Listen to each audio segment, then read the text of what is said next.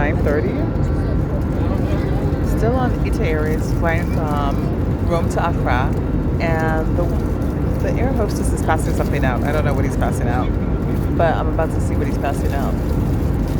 Oh, he's passing out candy. I've never had this type of candy. It's like gummies.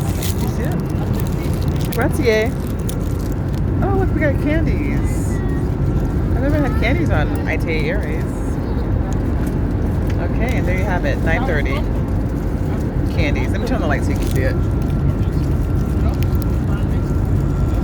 So this is what we just got on ITA Airways. It's like gummies. And right now it is 9:30.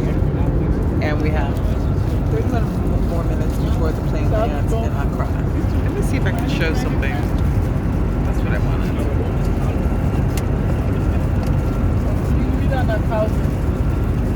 Here's our candy. They fed us at 5, and now 4 hours later they're giving us candy. Okay.